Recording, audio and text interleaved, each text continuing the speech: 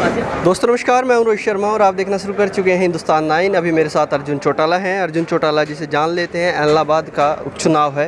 हालांकि यहां पर किसानों के लिए जो इनके फादर साहब हैं उन्होंने इस्तीफ़ा दे दिया था, उसके बाद अब उपचुनाव के आज यहां पर नामांकन किया है अभय सिंह चौटाला जी ने। उसके बारे में इनसे बातचीत कर लेते हैं। अर्जुन जी, स्वागत है हिंदुस्तान 9 पर। सबसे पहले बहुत बहुत धन्यवाद जी। अर्जुन जी, क्या लगता है किस तरह का माहौल नज़र आता है? जो इस्तीफ़ा दिया था उसके बाद किस तरह की चीज़ें? तो जी काफ़ी हद तक आपको कल ही देखने को मिल गया होगा।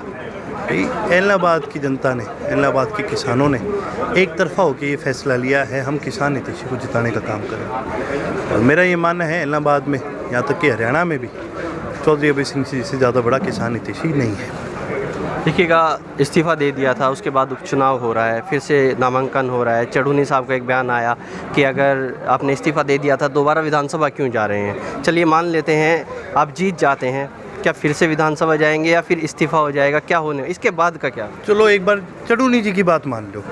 चलो अगर अभय सिंह जी नहीं लड़ते चुनाव, फिर कौन? क्या आप भारतीय जनता पार्टी को रोक सकते हैं चुनाव लड़ने से? क्या आप सरकार को सरकारी मशीनरी का प्रयोग करने से रोक सकते हैं चुनाव में? अगर आप बीजेपी को रोक दे और अपना किसानों का संयुक्त किसान मोर्चा कह दे कि भी हम किसान को जिताना चाहते हैं, हम भी मदद कर देंगे। लेकिन ये कहना कि सिर्फ अभय सिंह ना लड़ो बाकी सारे चुनाव लड़ लो, इसका मतलब तो आप सरकार को मजबूत करने का काम कर रहे हैं, आप किसानों को कमज़ोर करने का काम कर रहे हैं। चौधरी अभय सिंह जी ने एलनाबाद के लोगों से पूछ करके इस्तीफ़ा दिया था, किसी लीडर से, किसी विपक्ष से पूछ कर नहीं दिया था। और आज भी जब चुनाव लड़ रहे हैं तो इनसे पूछ करके नहीं लड़ रहे, एलनाबाद के लोगों से हाँ ज़रूर पूछ करके लड़ रहे हैं। चलिए मान लेते हैं कि आप चुनाव जीत जाते हैं, फिर विधानसभा आप जाएंगे, उसके बाद सरकार तो मानने के मूड में नज़र नहीं आ रही है, बातचीत भी करनी बंद कर दी है सरकार ने, तो उसके बाद क्या फिर से इस्तीफ़ा दे देंगे? आप क्या यही चलता रहेगा? आपने मेरे ख्याल अभय सिंह जी को सेशन में कभी सुना नहीं है। जब अभय सिंह जी बोलते हैं सेशन में तो सरकार क्या, मंत्री क्या, मुख्यमंत्री भी चुप हो जाते हैं। कोई बताओ मेरे को, इस सारी कांग्रेस के अंदर, ये सारे इंडिपेंडेंटों में कोई बताओ जो ठोक के इस सरकार की खिलाफत कर सके।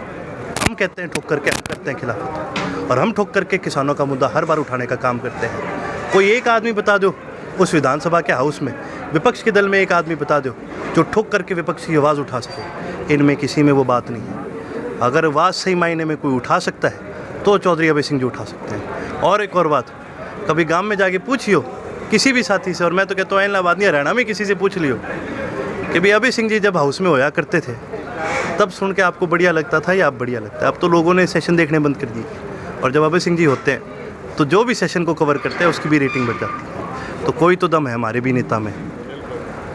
अभी मैं एक और कैंडिडेट ने नॉमिनेशन किया है, विकल्प प्रचार। बताते हैं हम किसानों की तरफ से हैं, संयुक्त किसान मोर्चा हरियाणा की तरफ से हम हैं। विकल्प प्रचार अभी जो उससे बात कर रहे थे, कुछ पत्रकार साथी हैं जी। आपने मेरे ख्याल किसान आंदोलन भी सारा कवर करा है। बिल्कुल किया है। तो जब भी संयुक्त किसान मोर्चा की तरफ से कोई फैसला आता है, आपको पूरी तरह से इत्तला किया जाता है, पूरी तरह से आपको बताया जाता है, पूरी तरह से आपको स्टेटमेंट दी जाती है। क्या एसकेएम की तरफ से कोई स्टेटमेंट आई? क्या एसकेएम की तरफ से कभी कोई टिकट का कोई ऐलान हुआ? क्या एसकेएम का कोई भी नेता यहाँ पर आज पहुँचा? तो जो ये बात कह रहे हैं ये तो किसानों का वो डिवाइड करने की बात करते हैं, किसानों को और कमज़ोर करने की कोशिश कर रहे हैं। ये सारे मिले बगेज। सही मायने में मैं तो आज भी एक चीज़ कहता हूँ, सभी किसान हितैषियों को एक तरफ लग के पार्टी लाइंस को छोड़ करके चौधरी अभय सिंह जी का साथ देना चाहिए, क्योंकि सबसे ज़्यादा अगर हमारे प्रदेश में किसी ने किसानों की आवाज़ उठाई है तो चौधरी अभय सिंह जी। अर्जुन जी, एक और चीज़ मैं पूछना चाहूँगा। देखिएगा, मामला यहाँ पर अब बनता नज़र आ रहा है, तीनों पार्टियाँ जोर तो लगाएंगे ही, चौथे कैंडिडेट की बातचीत उतनी होती नहीं है, बाहर हम भी बातचीत करते हैं लोगों से। तो क्या लगता है मुकाबला कहाँ पर ज़्यादा स्टिक बैठता नज़र आ रहा है? किस कैंडिडेट के साथ या किस पार्टी के साथ आपको मुकाबला नज़र आ रहा है? हमारा किसी पार्टी के साथ हमारा कोई मुकाबला नहीं, ना हम किसी पार्टी से लड़ रहे हैं। यहाँ पर हमारी लड़ाई इन 3 काले कानूनों के खिलाफ है, इस सरकार के खिलाफ। और उसी बेसिस पे हमने पहले भी चौधरी अभय सिंह जी ने हुए थे, तो उसी बेसिस पे आज भी चुनाव लड़ रहे हैं। हमारा किसी के साथ कोई कंपटीशन नहीं है, ना कोई हमारे साथ आज के दिन है कंपटीशन। कंपटीशन नज़र नहीं आ रहा है। फिर सवाल मैं करना चाहूँगा, सामने दो चुनौती बड़ी हैं आपके, एक आपके ही घर से दूसरी पार्टी निकली है और दूसरा कैंडिडेट भी आपके घर से निकला है। इनेलो में हुआ करते थे पवन जी पहले, अब पार्टी बदल कर फिर सामने आ गए हैं। कुछ लोग तो बताते हैं कि राजनीति आप लोगों ने सिखाई थी उन लोगों को, अब वो सामने आ गए हैं। तो कैसे इन चुनौतियों को आप देख रहे हैं? दोनों चुनौती घर की नज़र आ रही हैं सामने। देखो जी, चुनौती आप मान लोगे तो चुनौती बन जाएगी, हमारे लिए तो चुनौती है नहीं।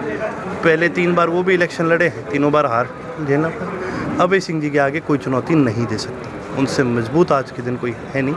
और भले ही मैं तो कहता हूँ अभी तो 3 पार्टियाँ इकट्ठी हैं, कांग्रेस भी भले ही इनके साथ लग जाओ तो भी ये कुछ नहीं कर पाएंगे। कुछ भी हो जाए चुनौती मान नहीं रहे। नहीं। Thank you so much. देखिएगा, अभी अर्जुन चौटाला जी मेरे साथ थे और उन्होंने बखूबी सभी बातों पर जवाब दिए हैं। मैं हूँ रोहित शर्मा, आप देख रहे हैं हिंदुस्तान 9। जय हिंद।